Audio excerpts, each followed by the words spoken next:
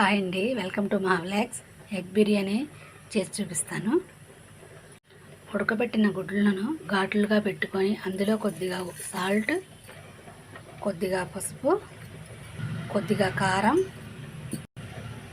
కొద్దిగా ఆయిల్, కొద్దిగా కస్తూరి మేతి బాగా కలిపి వీటిని నూనెలో వేపుకోవాలి. ఇలా ఆయిల్లో వేపుకోవాలి. గుడ్లు వేపుకున్నాక మిగిలిన నూనెలో కొద్దిగా నెయ్యి వేయాలి. ఆయిల్ హీట్ అయిన తర్వాత ఇలా ఈ మసాలా దినుసులన్నీ వేసుకోవాలి. మసాలాలు వేగిన తర్వాత ఇలా ఉల్లి పచ్చిమిర్చి వేసి వేసుకోవాలి.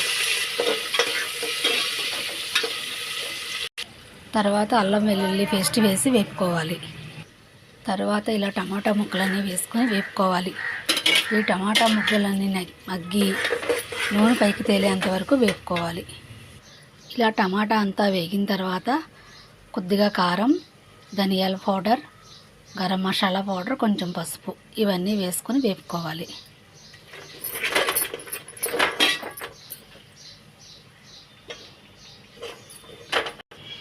కొద్దిగా కొత్తిమీర, కొద్దిగా పుదీనా, ఇలా కొద్దిసేపు ఈ గుడ్లను కూడా ఈ మసాలాలో వేగనిచ్చి పక్కకు తీసుకోవాలి. మసాలా పడుతుంది.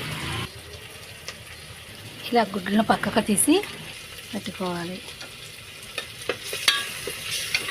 నేను ఈ గ్లాస్తో బియ్యం తీసుకున్నాను.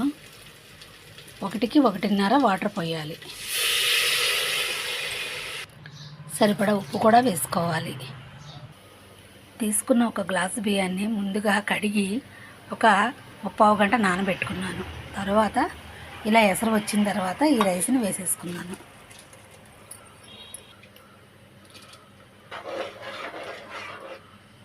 రైస్ ఇలా ఉడుకుతుండగా పక్కన పెట్టుకున్న ఈ ఎగ్స్ని కూడా ఇందులో వేసేసుకోవాలి. తర్వాత ఇలా మూత పెట్టుకొని ఉడికించుకోవాలి. 4 నిమిషాలు ఉడికించానండి. తర్వాత ఇలా రెడీ అయింది. ఇంతేనండి. కొద్దిగా కొత్తిమీర వేసుకోవాలి.